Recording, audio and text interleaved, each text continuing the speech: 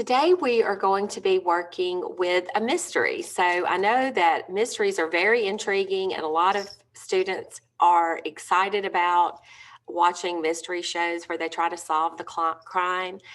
So our standard for today, we have a writing standard 6.1, writing arguments. Our informational standard is 6.8, trace and evaluate the argument and specific claims in a text. And we have to be able to distinguish claims that are supported by reasons and claims that are not, that do not have valid reasons. So our essential question, why is it important to provide strong evidence? Focusing in today on how is a mystery solved. The I can statement, I can solve a mystery using the evidence presented. Okay, there are different kinds of evidence.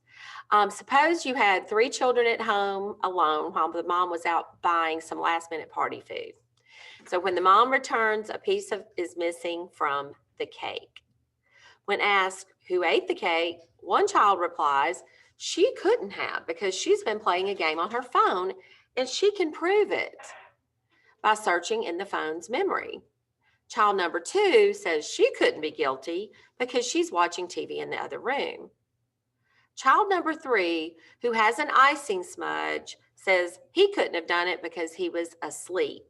So we have 3 different types of evidence there. We have very weak evidence, we have medium evidence, and we have strongest evidence. So who do you think has the weakest evidence?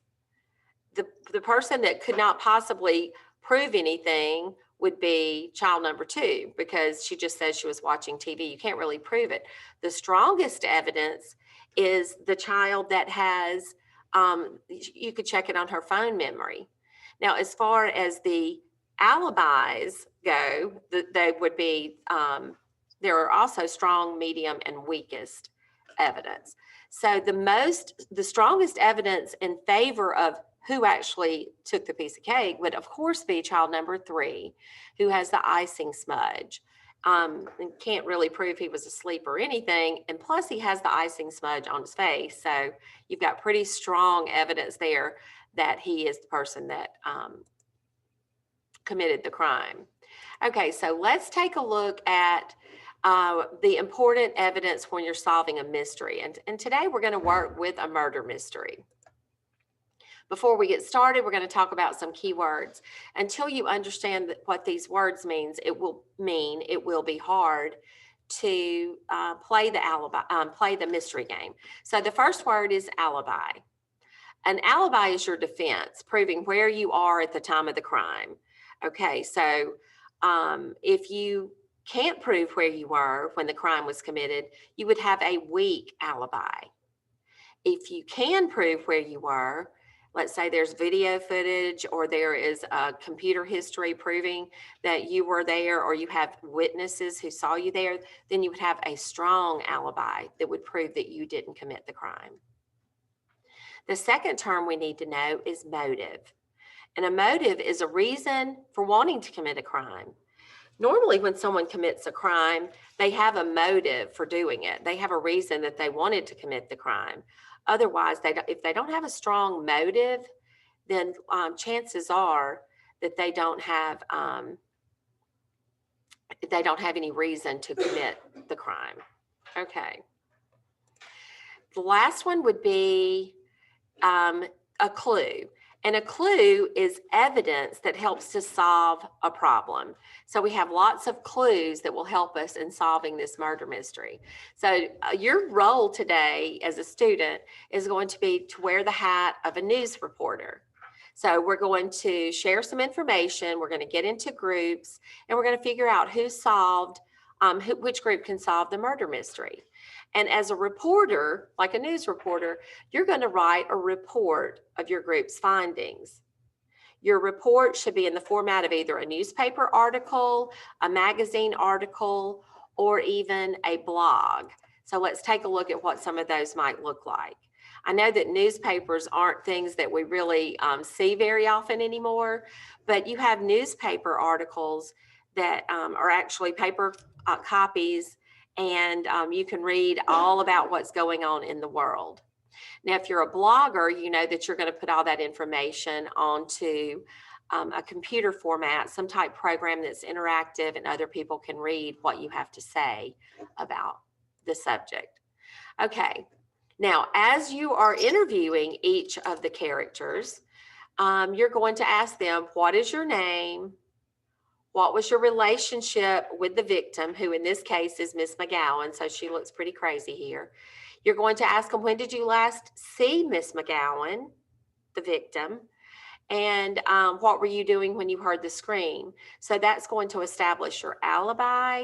And then we're playing this game so that we can learn how to analyze evidence. So as we're reading, we are analyzing the evidence and deciding what is the strongest evidence, the weakest evidence. Okay, the first person in your group has been assigned the character Simon Donnelly. So if you have the Simon Donnelly card, you are an ex-student. Your memories of Miss McGowan: she was a very tough teacher.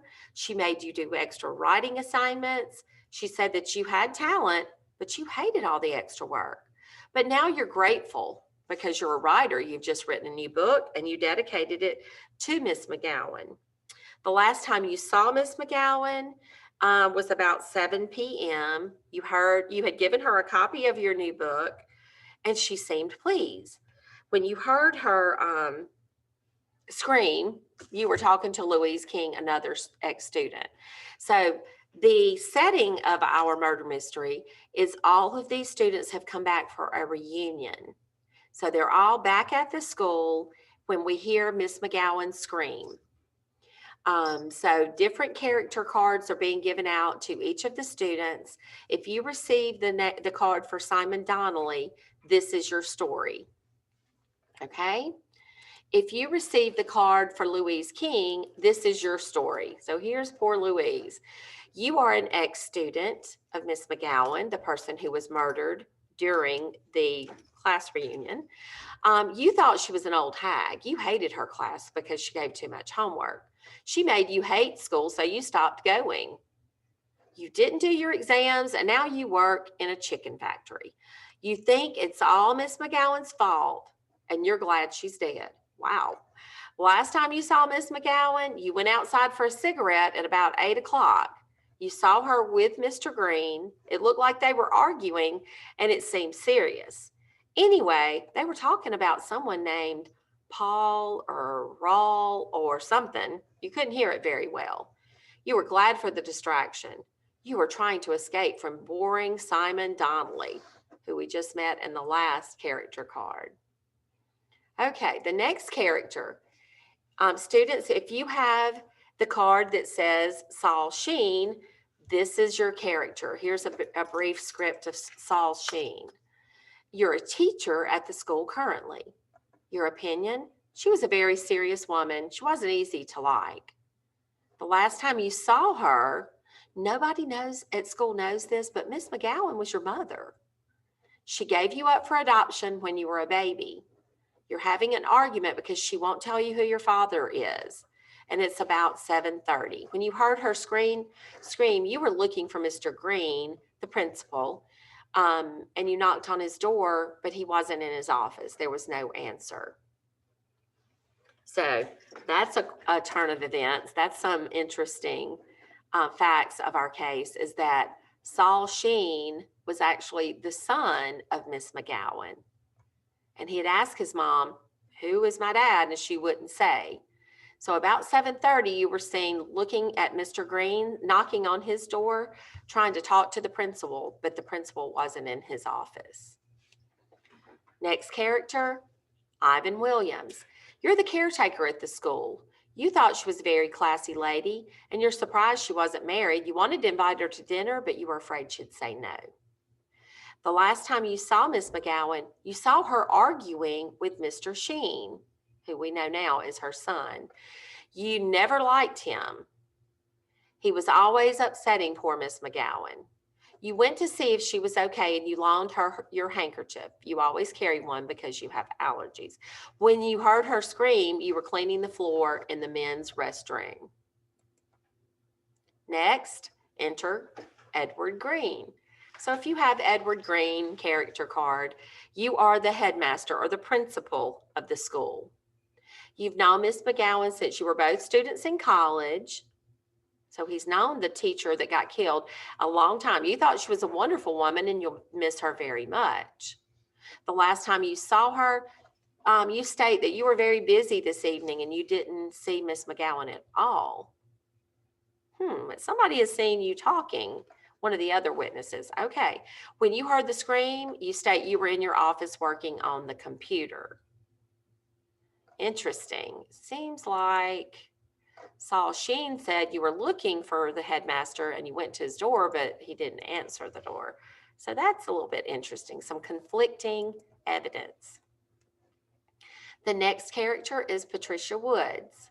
You're a teacher at the school. You think that Miss McGowan was a good teacher, but she didn't have many friends. The last time you saw her that night at the class reunion, she was walking to her classroom. It was about 8:15 and she looked upset. She was crying. She was wiping her eyes with a handkerchief. You've heard of handkerchief before. When you heard her scream, you were serving drinks with some other teachers in the sports hall. That's where they were having the class reunion. So she must have already gotten the handkerchief. I'll let you guys figure this one out. Next is Lily Simmons, another student of Miss McGowan's. Your memories of Miss McGowan, you think she was a very scary teacher. Most of the students worked hard because they were afraid of her. You did very well in English, and because of Miss McGowan, you're training to become a teacher. Now, you spoke to her briefly about 7:45. You were telling her stories of your studies.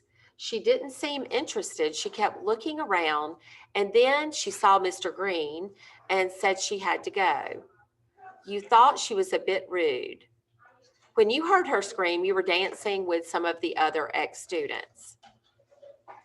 The next character card is, your name is Hal Johnson. You're the receptionist at the school. Your opinion of Miss McGowan, she was a polite woman, not very friendly, but you didn't have any problems with her. The last time you saw Miss McGowan, you saw her this afternoon when you were getting ready for the class reunion. You arrived late for the party, but you didn't see her all evening. Now, what was your alibi? Where were you when you heard the scream? You were washing your hands in the men's restroom. Okay, now here's what I want you guys to do. You all have a clue card. I want you to use the evidence to fill out all the missing information. Now, once you gather all your clues and motives and alibis, you have a chart that you're going to fill out to write your report determining who in fact murdered Miss McGowan, the cranky old English teacher. So again, your format will be in the form of a blog, a newspaper article, but you're to do a report. Your report should have if you're writing the newspaper, it should have a headline, a byline, a location. You should have a lead and supporting paragraphs. Okay, so here you're to establish the motive and the alibi, and your only clue for this character, I've given you some of the information. I filled in the things that we have, but your job to work in your group is to decide by interviewing each of these characters. You're to establish their motive, which is their reason, their alibi, and then assess what clues that you have. So you'll go through all of the characters doing those three things: motive, alibi, and their reasons. Once you're finished with that, you're going to write your blog or your article for the newspaper. You're going to give your report to the news, or however that might work. Okay, so very good job, guys. You've done a great job. Go ahead and get work in your groups and get that information done.